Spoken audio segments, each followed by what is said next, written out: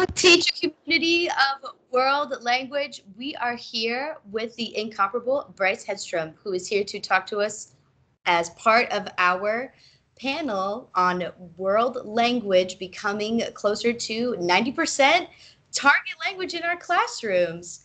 Bryce, can you talk to us a little bit more about how you have done so much for the world language teacher community to help us reach this goal?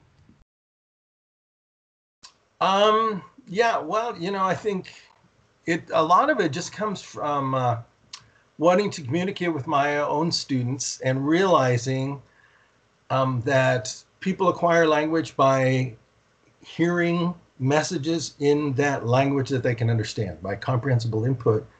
And the more that I can speak to them in a comprehensible way, the more that they're going to be able to produce the language eventually.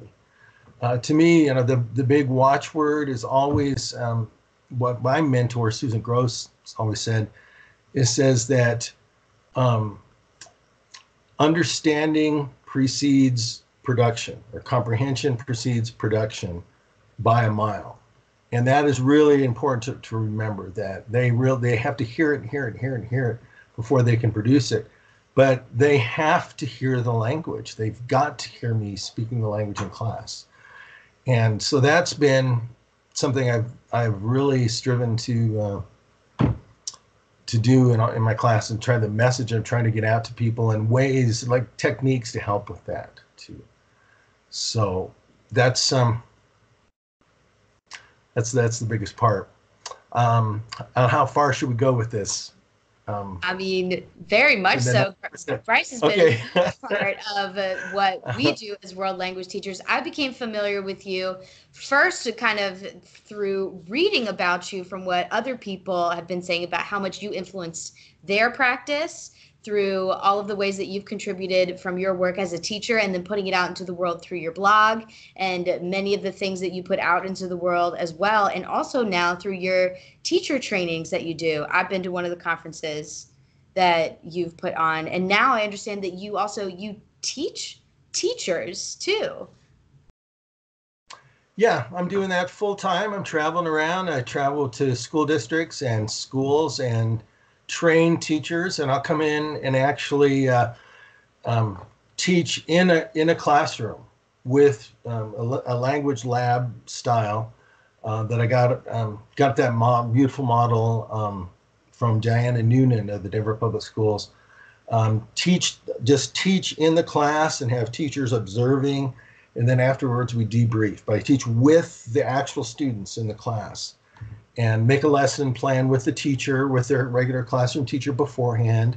And if possible, make a lesson plan with all the observing teachers. Say, what are some features, what are some things you'd like to see me try to do? And it doesn't always work with a group of kids you don't know. But many times it really does. Had a really successful one this last week up in the mountains in Summit County in Colorado. And it works fabulously well. When it works, then the teacher's attention is up, and they get to see modeled some practice with their own kids right in front of them. And I like doing that, and I love going around training teachers. This school year, I'm going to be going to at least 50 different cities, training teachers. So, yeah. Well, you're busy. You're on call for a reason. Yeah. That's crazy. Well, can you tell us about what do you think are some of when you start off your classes in the beginning of the year, like during the first week, what are those essential procedures that really set up any kind of language class for really good target language success? What provides all that input that you know that students need? How can teachers do that? Oh, that's a really good thing. The way I like to think of it is like I get the bookends of the classroom set. Like, how do you start the class and how do you end the class? And then what are the first few minutes like? What are the last few minutes like? And then just keep moving in, and set these ends of it pretty much in stone, and because it's almost always exactly the same, and leave the middle open. And for diversity, for different kinds of activities, it could be a movie talk, it could be a story, It could be learning about cultural elements. It could be a song. It could be, acting things out. It could be anything. But the very beginning is a password. We'll do that the second day of class. The first day they can't do it when they come in, but the second day of class, they'll have to say a password to get into class. And I love doing that. I got that idea from Alina Filipescu. I haven't come up with hardly any of these. I've just kind of synthesized them in a way that's helped me to do this. So I'm not taking credit for this, but I saw Alina do this, and I saw another teacher in California doing something very similar to this too.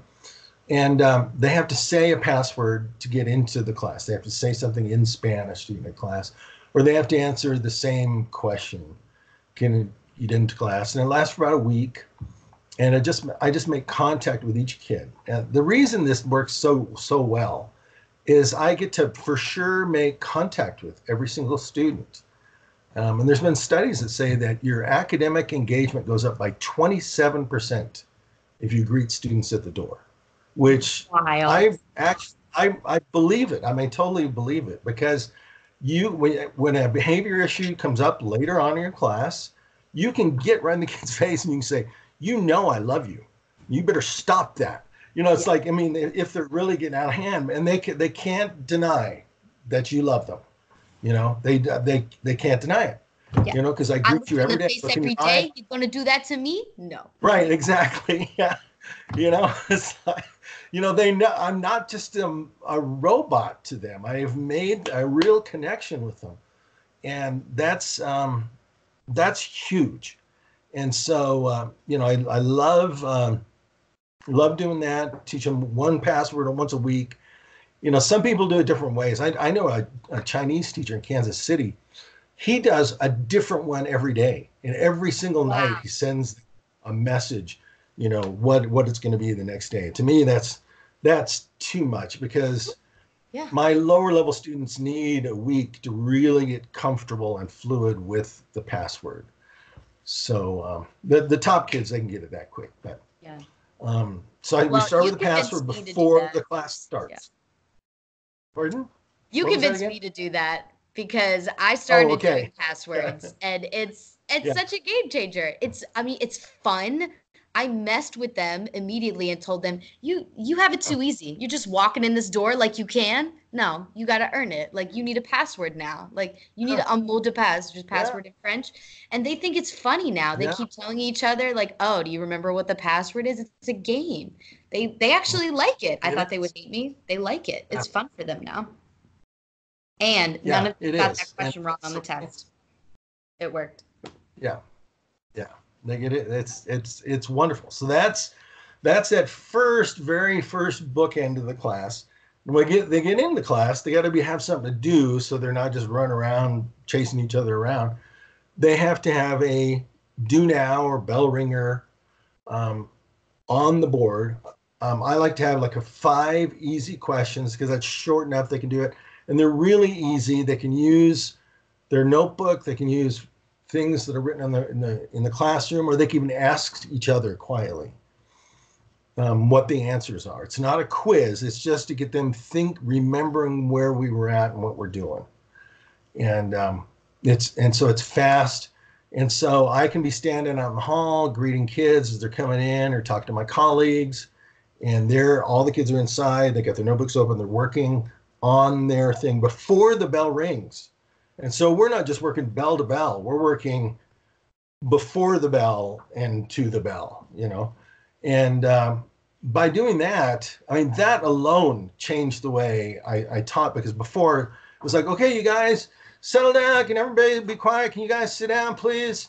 It's like, trying to get them all calmed down for, 2-3 minutes. And then at the end of class, you guys, okay, don't get up yet. Okay, quit going to the door. And just, it's like, if you don't have procedures for it, then you're not teaching bell to bell. If you teach bell to bell, you could practically take off a day once a week. You could just like literally do anything you want and still be ahead of where you would be. So those beginning and ending is crucial, teaching them how to do that in the first couple days. But if you haven't done that, if a teacher hasn't done that, you can do it anytime. You can start on Monday. You can start, at the new grading period. You can start it after homecoming week, or after Thanksgiving, or whatever a natural kind of break time is. You can start it. So there's a password, the do now or the bell ringer. I call it the repasito, the little review. And I take roll, and then we grade the repasito, and then they read for 10 minutes every class is the next step. And then we'll do an activity. The ending of class is always the same, and I dismiss them. And I love this. This isn't really a Spanish or Hispanic type culture thing. This is more an Asiatic kind of culture, but I just love it. I say to them, I actually stand up, I'll stand in front of the class, and I'll say clase, and they say, sí, señor. That's my call and response. I'll say clase, sí, señor. And I will actually bow to them, and I'll say, gracias por aprender, which thank you for learning. And they all say together, gracias por enseñarnos. Thank you for teaching us. And I say, mi placer. Hasta mañana, whatever. And then they're dismissed. And I love doing that.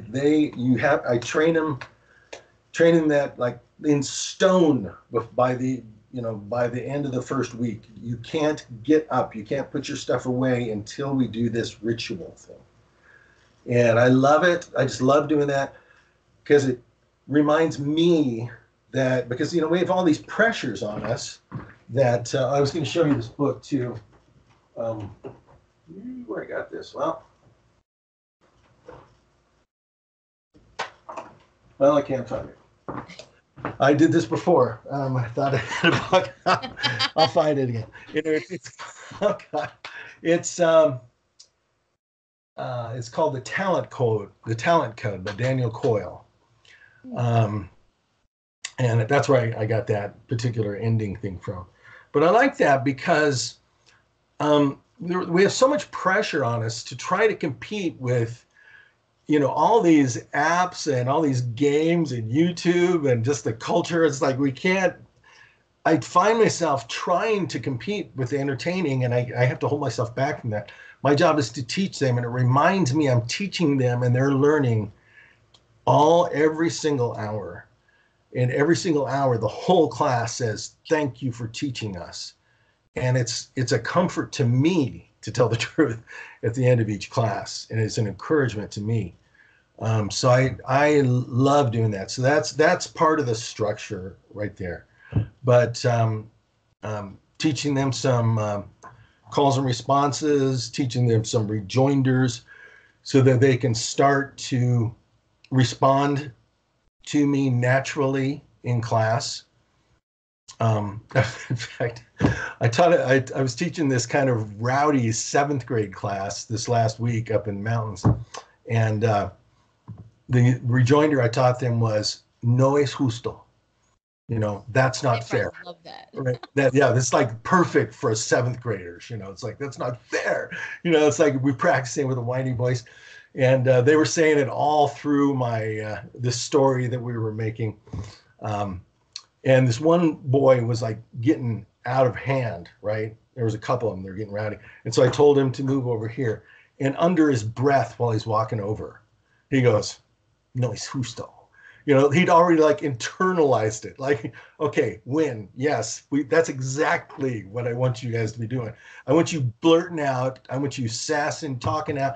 I want you, when you have to say something, say it, but just in Spanish. Mm-hmm. And so we got to give them the tools to do that, because I always try to keep a lid on it before, hey, don't you be speaking English, no inglés, uno, dos, tres, no inglés, just saying stupid things like that, trying to keep a lid on the English. It's like, no, I give them tools to say whatever they want, and then make them say it. Right? Have someone count how many they do. have them count with one of those pitch counters, baseball pitch counters. Go to the sporting goods store and get you one, and get 2 or 3 or 4 of them. Have kids count different things that you're doing in class. And one is I have them count the number of rejoinders. And so that is a huge thing to teach, to start teaching them, just teach them at least 5 or so in the first week, and every week teach a few more. But that's what starts to get this whole thing that we're trying to learn Spanish here. I mean, we're trying to learn Spanish. We're not just entertaining you. We're not just having fun, we're not just goofing around. We're not just here to learn about Spanish. We're going to use you're right. Just about it, right? Yeah. Just to learn the conjugations or the word order and stuff like that. What are the core rejoinders that you usually teach? Like, do you have ones like for like a level 1 or level 2 class that you're like, these are the 5 that I start with? I do a variety, and it depends on my mood a lot, to tell the truth. With and it just depends kind of in the group. Yeah. But I like to do really encouraging ones, and really like amaze, to show amazement if we're doing a story and we're really hamming it up. Mm-hmm. This like, qué interesante, how interesting, qué bien, how great, qué fantástico, no es justo, that's not fair. I also teach them how to complain. I teach them esto apesta, that stinks. I teach them qué aburrido, how boring. And you would think, oh my gosh, that's a dangerous one, because it's like you're handing a weapon to them to use on you. They can just blurt out, this is boring, this stinks, I hate this. But if they're saying it in Spanish, that's not a total loss, right? Yeah. What I mean? If they're complaining to me in Spanish, I hate this. This is stupid. Why are you doing this? There's worse things they could be doing. And so, and it's good information for me. Or I could say, you know what? This does seem a little bit boring, doesn't it? What should we do? And, or just say, yeah, sometimes some of the stuff is a little bit boring. I agree with you, and just open up and talk about it. So, so you got the password at the door, you have the bell ringer, you have the read for 10 minutes, free voluntary reading, and then you have your lesson for the day, and then the way to stop the class, to end the class, in a really controlled way, and then give them rejoinders to say during class, is the big thing. And yeah, so that's the basic structure, I guess I would say. Mm-hmm. And what are you reading for your FER time usually? What are we reading? Yeah. We're reading language learner literature. This is language. This is novels that are written specifically for language learners. Really controlled vocabulary. Mm-hmm. And just interesting stories, and a wide variety. Now, I used to do like get magazines in Spanish. I get ESPN Deportes, National Geographic, a fantastic magazine called Muy Interesante. I get sports. I get popular mechanics and different things in Spanish, all these different things. But what I found out works best is just the language controlled novels. That's what works best. And some people might balk at it. They go, whoa, what about authentic literature? It's like these language level learner novels are on the road to authentic literature. And so get just a huge variety of those, get as many different ones as you can, is what I suggest that people do. And just let them read any old thing.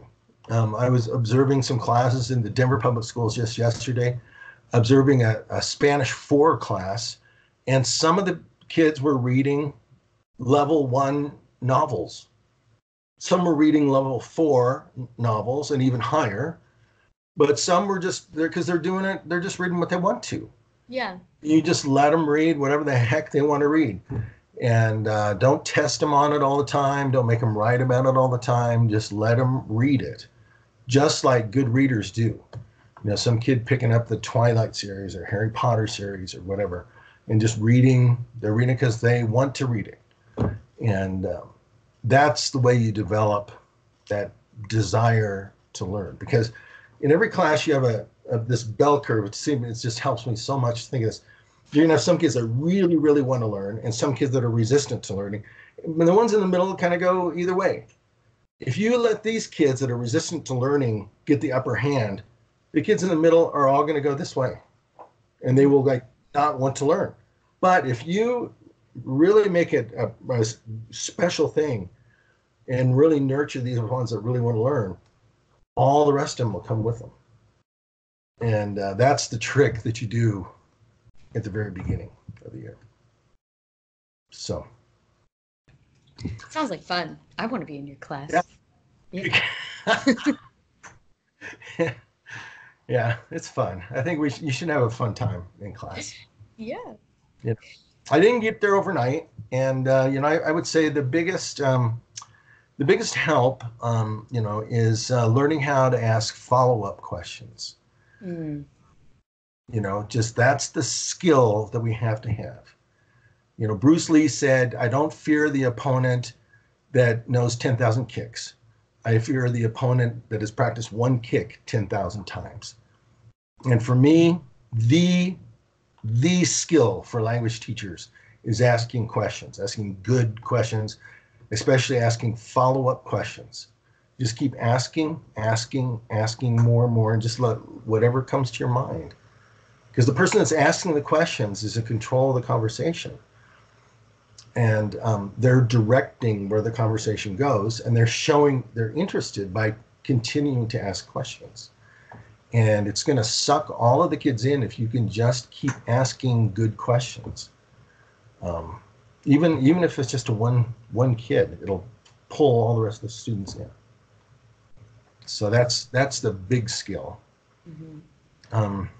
Well, this is a perfect segue then, because I'm dying to ask you, and I'm sure that other teachers watching this are too, is that you are well known for being the creator of the technique that a lot of us use in our classroom, and that other people in previous interviews have talked about using too, as the special person interview, which is, of course, all about making somebody feel like a rock star while firing questions at them. So can you tell us about how you kind of came to that activity and what that's like? Yeah, it wasn't all me coming up with it. Everyone, there's all kinds of people have, talk to their students and want to talk to them and things.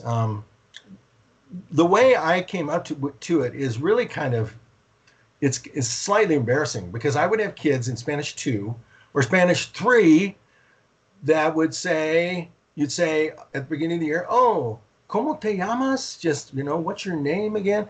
And they would say, "Me llamo es so-and-so," which is horrible Spanish, or even worse, they'd say, "Muy bien," "What's your name?" "I'm fine." You're just like, oh my gosh. And so I would have students that could not control the language. And it's like, this is an easy thing. They all passed the test on it. They could write "me llamo, te llama, se llama." They could write that, and they could all do fine on the test, but they could not say it. I'm like, for crying out loud, it's like, I'm going to go shoot myself. It's like, I can't believe that if I get in Spanish 2 or Spanish 3, they can't do this. And so I started just writing out the question and putting the answer written out on a poster board in the class. And then these kind of just grew. There's several questions just grew out of it that I just am interested in knowing about kids. What's your name?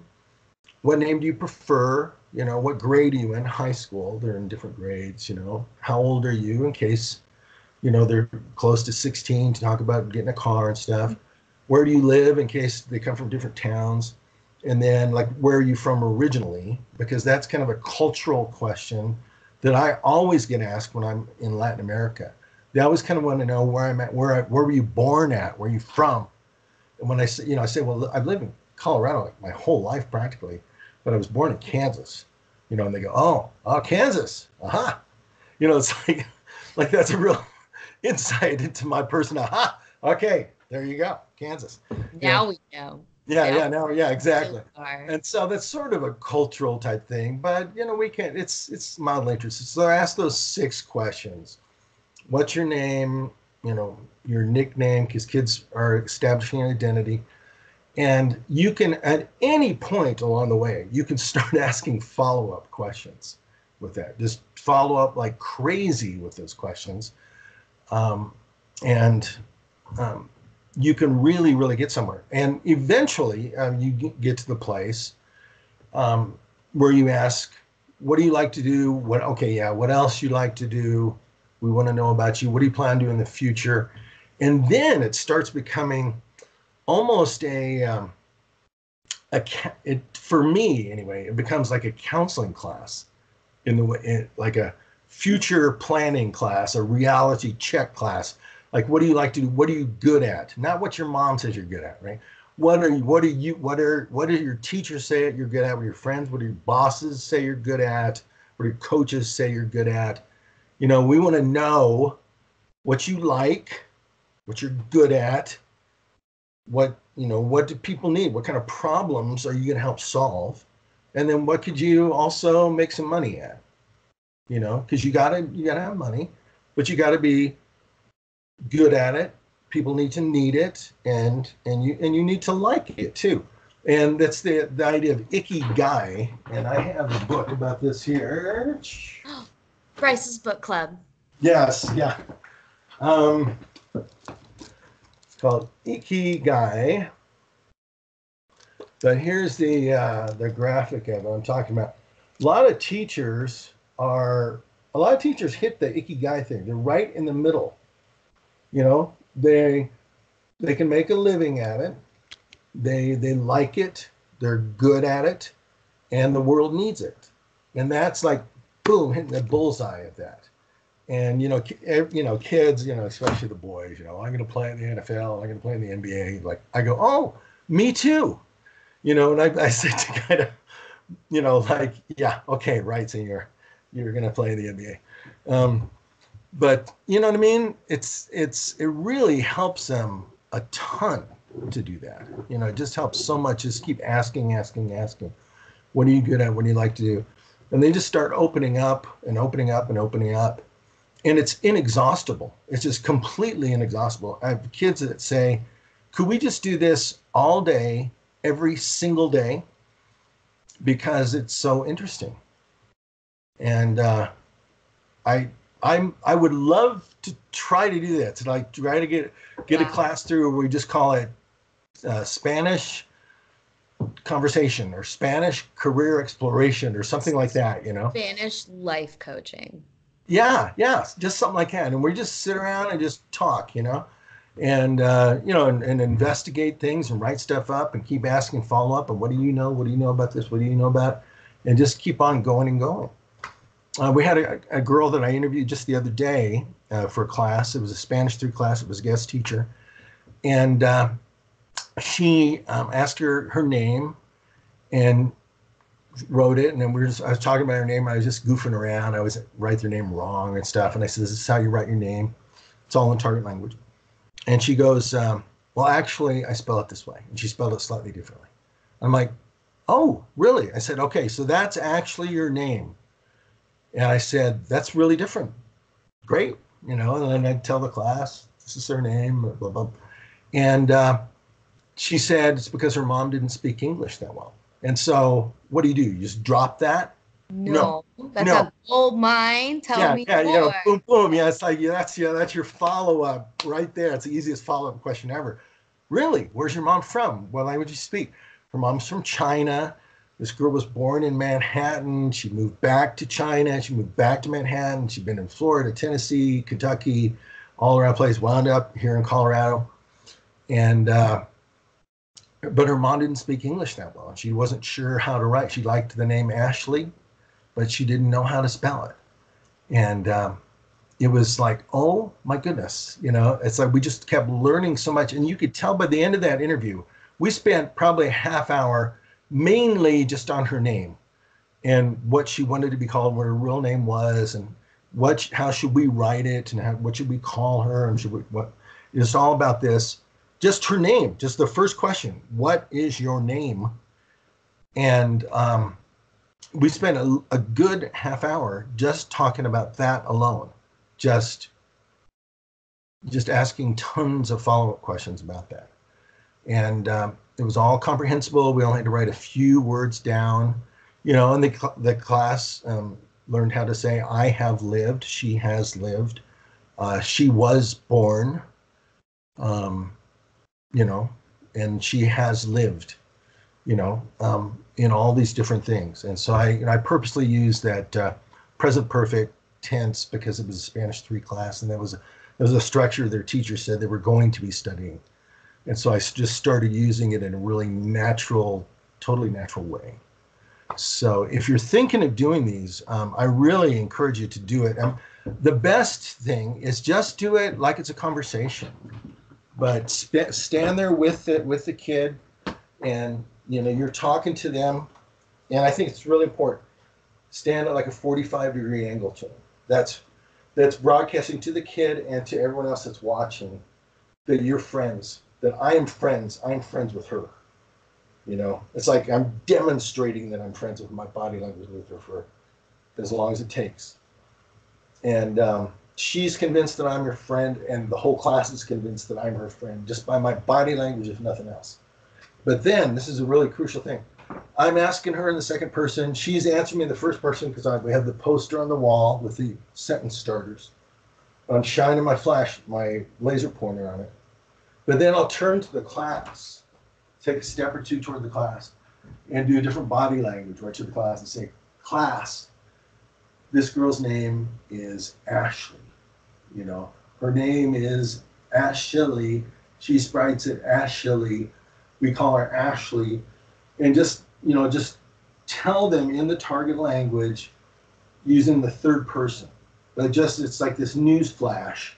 They just heard me talking with her right here. But then, newsflash, everybody, this just in. And you tell them what it is. And I think it's really, it demonstrates with your body language that you're using a different part of speech. Then it gets repetitions in. And then you act like you don't get it. You act like, okay, let me get this straight now, Ashley. And ask, is this, make a couple mistakes along the way, because that makes the students correct you in their mind if you make a mistake or two. And it just works great. It just works fabulously well. And it's real, authentic language. It's authentic language, and we're really learning real things about real kid in front of us. So I would suggest that anyone try it and just keep working on your follow-up questions with it. And you're engaging right with that kid. So that's my best advice for that. It's exciting stuff. I can't speak highly enough about them. I started doing them last year, and they were messy. They were messy, but they were great. Students loved them. They always asked to do them. Yeah. Even though they were timid at first, they always wanted to. I gave them little hats, and they made them really silly. Oh my gosh, really? They made it hard. Oh yeah. I gave it so in French class, they wore like these ridiculous, teeny tiny little Mardi Gras hats. And in Spanish class, they had like ridiculous sombreros, like a little tiny one, a big one. So they're always like, I want to wear the hat. I want to be the person. Oh, that's great. It was a lot of fun. Yeah. So any way that you can get them to do it, it was great. Oh. So we got special person interviews. We got a whole layout for a great class. Teachers have so many great strategies that they can use. And I know that you've got a lot of great things for them. Where can teachers go to find out more from you to get more strategies for target language? Yeah. I have a website, brycehedstrom.com, which is just my name. I was so happy that was available. And it's brycehedstrom.com. Go on there, and the free stuff page, I have lots of free articles and real helps for teachers, just all kinds for classroom management, for doing special person interviews. We have special person interview posters made up now in Spanish, French, German, Latin, Hebrew, Russian, Japanese, Chinese, and Ho-Chunk, which is a everybody's Native American language. That's so cool. Yeah, and so teachers from all over have put those into their language, and they're available. You can just print them out and hand them to kids. Some people hand a kid a copy of it so they can look at it while they're interviewing. I like just to have them on the wall, and so kids can see them anytime, but you can print those out. But also on my website, we sell, I sell books that I've written over the last 30 years. And, but we also sell books written by other authors. We have language learner novels by independent authors that they self-publish, but we help promote them. And you can buy a wide variety of books for all levels on our website for your free voluntary reading. So, yeah. So many good things that teachers can get. Yeah. Thank you so much for being here, Bryce. I've learned so much. I know that everybody watching this will have learned so much too. Thank you so much for being here. It's been such a treat. Oh, my pleasure. Anytime, Devin. Yeah. Thank you. Thank you for being a part of our panel here. And we look forward to seeing and talking to you again soon. All right. Great. Thanks. Bye. Bye.